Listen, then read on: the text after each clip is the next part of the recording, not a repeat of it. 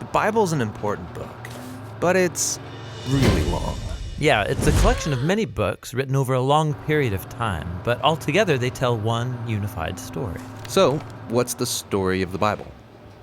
Well, it begins by introducing us to a beautiful mind, the author of all reality, a being called God. And he has the power to take the dark chaos of the uncreated world and bring about order and beauty and a garden full of life. And to crown this accomplishment, God appoints these creatures called humanity, Or in Hebrew, Adam. and they're made as God's image. Which means that they're commissioned to rule this beautiful world on God's behalf by harnessing all of its potential and creating even more beauty and order. This is a story about humans using their power to do meaningful, life-giving work.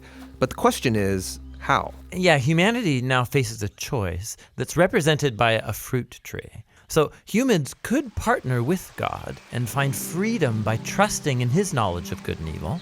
Or They could seize power and define good and evil on their own, which, God warns, will kill them. and they hear the voice of a dark, mysterious creature that tells them the choice is simple. Take the fruit. It'll give you power and freedom to rule the world on your own terms. And so they seize this knowledge, and as a result, they become suspicious and self-protective. It leads to fractured relationships, violent power grabs, and ultimately, a whole civilization, Babylon, that has redefined evil as good. And so, God scatters this corrupted human project.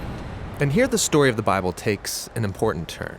We zoom into the story of a man and a woman who come out of Babylon, Abraham and Sarah. Yeah, God promises that from them will come a new people, a nation that has another chance to make the right choice. And if they succeed, it will open up this new way forward for the rest of humanity. And this is why the rest of the Bible story is about this family. And it does not go well.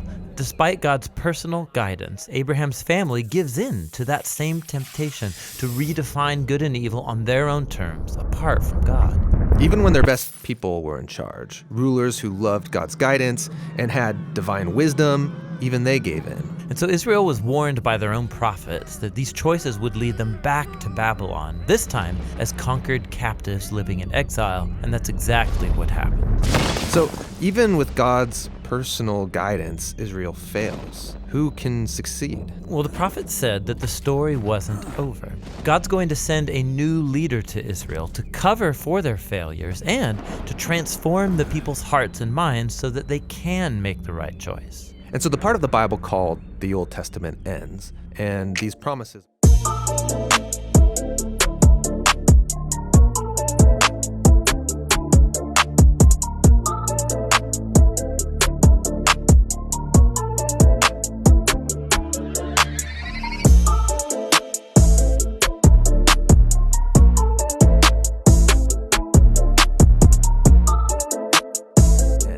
And these promises are left hanging. And then the biblical story continues into the New Testament. We're introduced to a man who comes from the line of Israel's kings, Jesus of Nazareth. And he said that he was bringing all these promises to their completion. He confronted that dark, mysterious evil that all humanity has given into and resisted its power. And then he announced that God had arrived to rule the world through himself.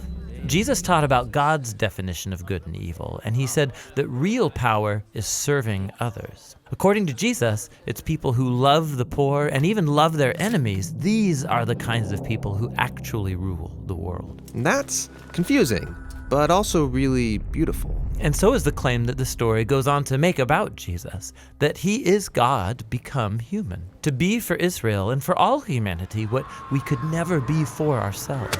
He came to take the consequences of our evil into himself, and his sacrificial love proved more powerful than evil, than even death itself.